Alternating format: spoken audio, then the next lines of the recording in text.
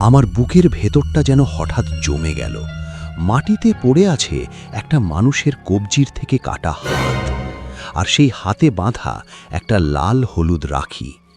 আর বড় কথা এটা নয়, সবচেয়ে বড় কথা ওই কাটা হাতটা নড়ছে আর আস্তে আস্তে আমার দিকে এগিয়ে আসছে। গল্পের রহস্যে কিছু ভয়, কিছু রহস্য, কিছু হাসি, কিছু প্রেম, এই থেকে সবই আছে। গল্পের রহস্যে আজকের গল্প জয় কর্মকারের লেখা রাখি বাঁধা হাত। তাহলে চলুন শুরু করা যাক। সকাল প্রায় ৮টার সময় আমি দুর্গাপুর স্টেশনে দাঁড়িয়ে আছি। মোহনপুর যেতে হবে, লালু সিংহদের বাড়ি। হাতে দুটো ব্যাগ, একটা ছোট একটা বড়।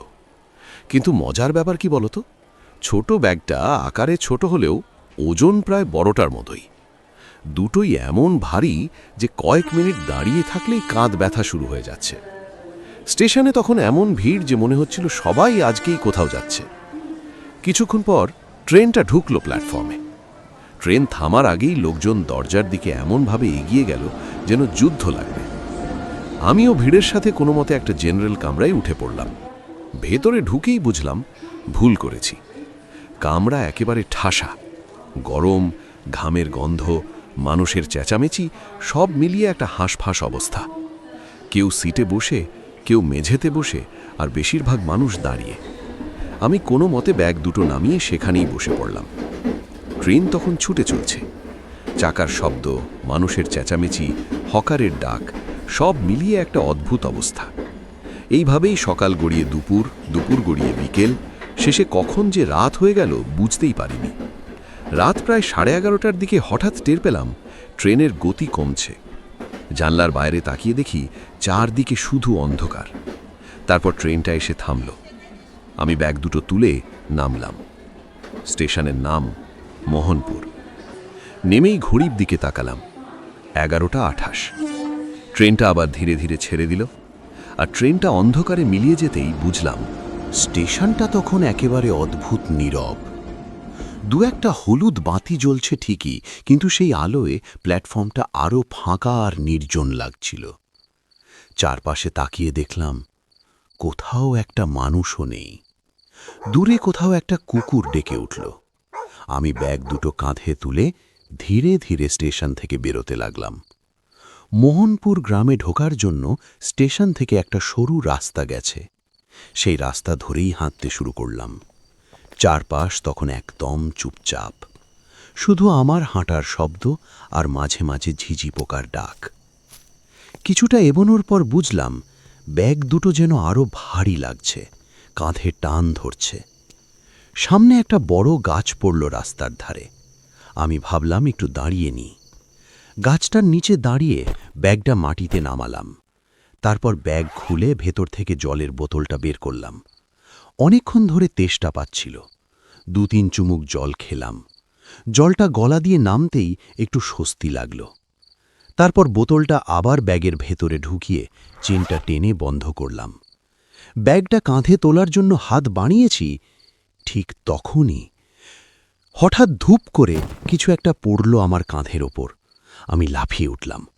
প্রথমে মনে হলো গাছ থেকে কোনো বড় গেছো ইঁদুর পড়ল। ইঁদুরে আমার একটু ভয় লাগে। পিছনে তাড়াতাড়ি ঘুরে তাকালাম, কিন্তু অন্ধকারে কিছুই বোঝা যাচ্ছিল না। সেদিন আবার জ্যোৎস্নার রাত ছিল ঠিকই, তবুও গাছটার নিচে এত ছায়া ছিল যে পরিষ্কার দেখা যাচ্ছিল না কিছু। আমার তখন কেমন যেন অস্বস্তি লাগছিল। এবার নিচের থেকে শুকনো পাতা খড়খড় করে উঠল। আমি তো ভয় হয়ে গেছি, ভাবলাম ইঁদুরটা আমার গায়ে চেপে যায় না। শেষে বাধ্য হয়ে পকেট থেকে টর্চটা বের করলাম। টর্চটা জ্বালিয়ে মাটির দিকে আলো ফেললাম, আর আলো পড়তেই আমার বুকের ভেতরটা যেন হঠাৎ জমে গেল। মাটিতে পড়ে আছে একটা মানুষের কবজির থেকে কাটা হাত, আর সেই হাতে বাঁধা একটা লাল হলুদ রাখি। আর বড় কথা এটা নয়, সবচেয়ে বড় কথা ওই কাটা হাতটা নড়ছে আর আস্তে আস্তে আমার দিকে এগিয়ে আসছে। এটা দেখে তো আমার পুরো হাওয়া টাইট। হাতটা অনেক দিন আগেই কারো শরীর থেকে আলাদা হয়েছে, পুরো পচে দুর্গন্ধ উঠছে, কিন্তু তাও হাড় হিম করার ব্যাপার, ওই হাতটা নড়ছে। আমি কয়েক সেকেন্ড একদম নড়তে চেয়েও পারিনি। তারপর ওখানে আর এক মুহূর্ত না দাঁড়িয়ে ব্যাগগুলো তুলে প্রাণ নিয়ে দৌড়তে শুরু করলাম।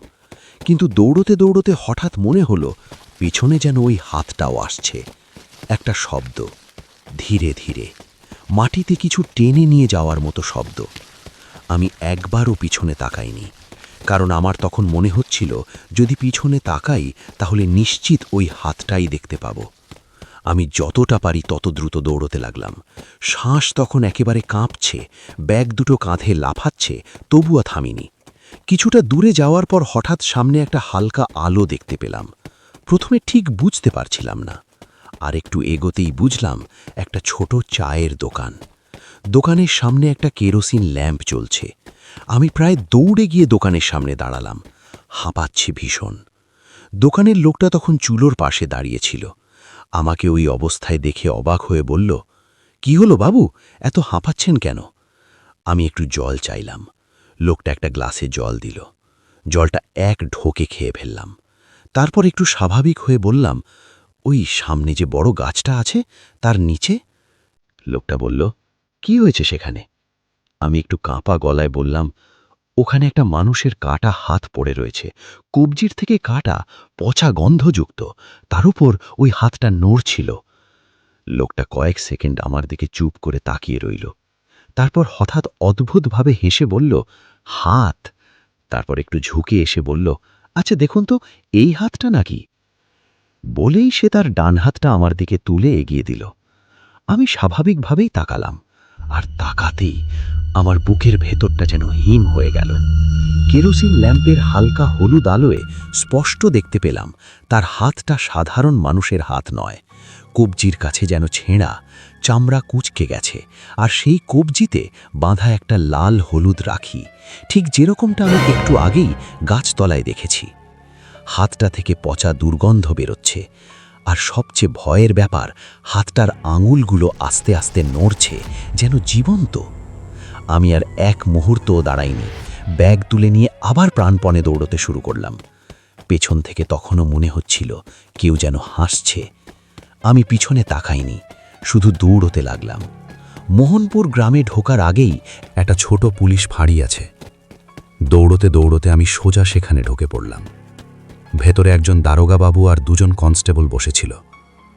আমাকে ওই অবস্থায় দেখে দারোগাবাবু উঠে দাঁড়ালেন, বললেন, "কি হয়েছে মশাই, এমন দৌড়াচ্ছেন কেন?" আমি এতটা হাঁপাচ্ছিলাম, কিছু উত্তর দিতে পারছিলাম না। দারোগাবাবু আমাকে জিজ্ঞেস করলেন, "আপনি কোথায় যাবেন?" আমি বললাম, "মোহনপুর গ্রামে, লালু সিংহের বাড়ি।" দারোগাবাবু বললেন, "ওহ, লালু সিংহ?"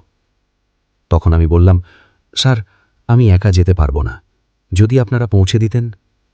দারোগাবাবু পাশের কনস্টেবলকে বললেন, "নীলু, যাও তো, গাড়িটা রেডি করতে বলো।" আর একজনকে বললেন, "বীরেশ, মশাইয়ের জন্য একটু গরম চা নিয়ে আসো।" তারপর তিনি আমার দিকে তাকিয়ে বললেন, "আচ্ছা, এবার বলুন তো কি হয়েছে?" আমি তখন পুরো ঘটনাটা বলতে শুরু করলাম। স্টেশন থেকে বেরোনো, গাছতলা, আর সেই রাখি বাঁধা কাটা হাত। সব কথা শুনে দারোগাবাবু কিছুক্ষণ চুপ করে রইলেন।